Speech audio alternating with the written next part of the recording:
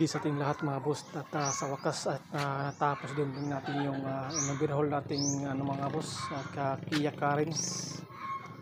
Mga boss, nahirapan ako naghanap ng pyesa nito sa amin kasi sa probinsya namin mga boss ay bihira lang itong ganitong mga sasakyan mga bossing, itong Kia Carens 2.2.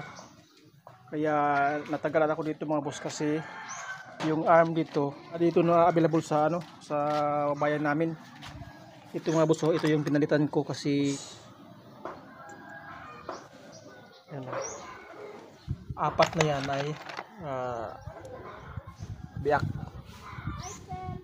saka yung may mahaba pang mga busing, dalawa yung biak. Kaya nag-order ako mga boss kasi ang problema kasi nito mga boss ay walang langis na nakarating dito sa ibabaw o sa head mismo. Kasi ang pinaka problema itong oil pan nya at yung strainer doon sa loob sa oil pump ay barado mga boss, maraming latak. Kaya ang nangyayari mga boss, pag habang umaandar yung sasakyan o yung makina ay wala siyang langis na mapupunta rito sa sa head. Kaya sa sobrang init ng makina or sa bawat ikot ng camshaft mga boss ay kinakain yung bakal niya. Kaya yun ang naging dahilan mga boss na nasira itong mga makina mga boss. Kaya ang ibig sabihin ng mga boss ay nag-knocking siya, nag-knocking kanyang makina mga bossing. Kaya punta sa pag overhaul mga boss. First time ko ng ganitong sasakyan mga boss, itong Kia Carens. Pero sa alhamdulillah mga bossing ay naayos naman natin yung pag-overhaul natin mga bossing. At saka malinis na siya lahat.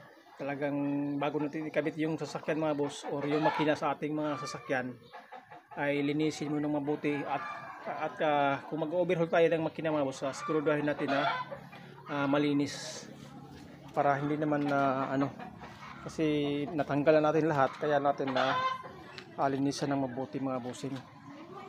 Mga boss, maayos na to at ikakabit ko na to mga boss sa kanyang body.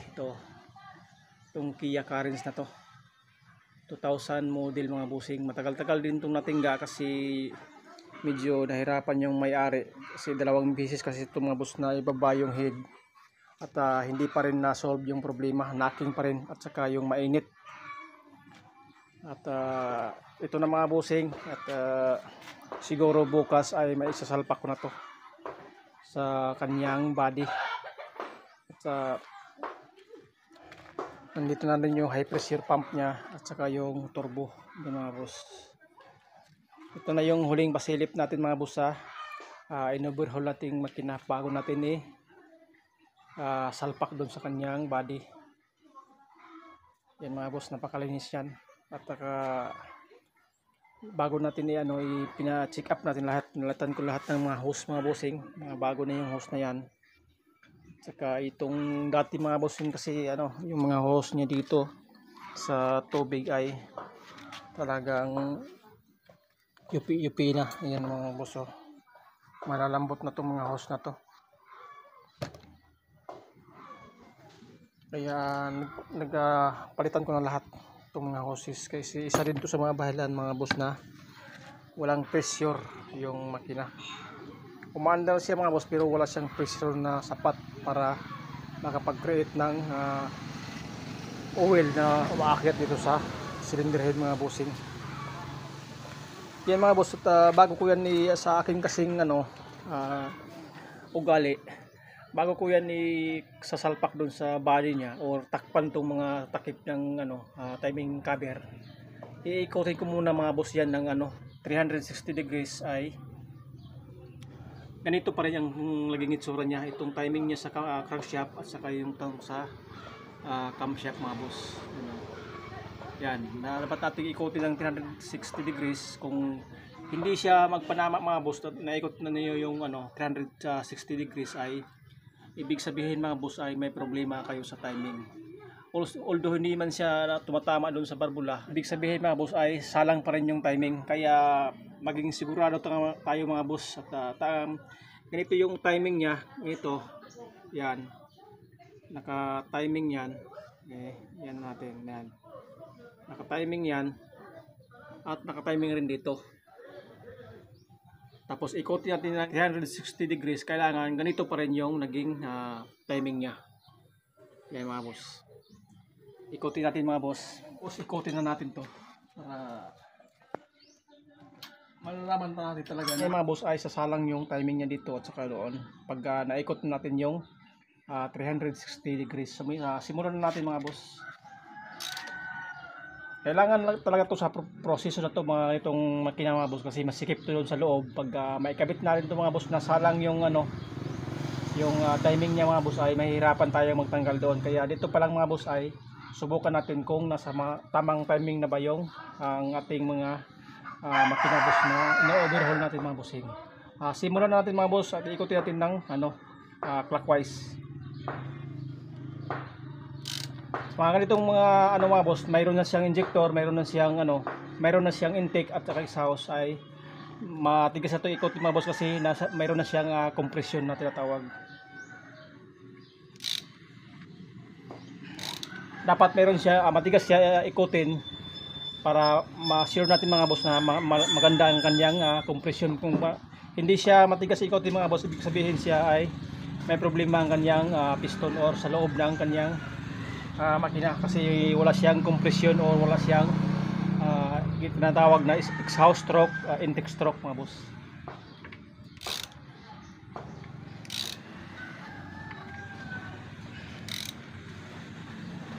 Yan mga boss, nandito tayo sa pangunang ikot. Dapat ito tatapat dito at ito mga boss ay sa timing dito yan.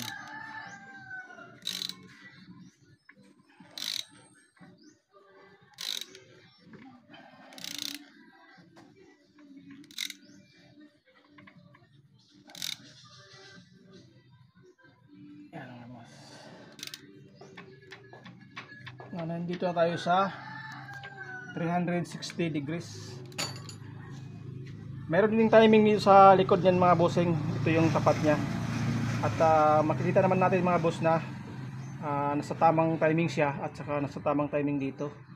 Kaya ibig sabihin mga boss ay nakuha natin ang pinaka-timing nitong makina mga boss. At wala siyang, hindi siya advance, hindi rin siya late, or kumbaga wala siyang ipin, kahit isang ipin wala siyang sumubra or kumulang man lang mga boss, kasi naikot natin ng 300 degrees, 360 degrees, ganun pa rin yung kanyang timing mga boss. At dalawang ikot dito sa crankshaft, isang ikot dito sa camshaft. Yan mga boss, yan lang yung isi-share ko sa inyo mga boss na tip sa ating idea sa pagbuo ng makina mga bossing. At bukas mga boss, inshallah bukas ay ikakabit na namin to.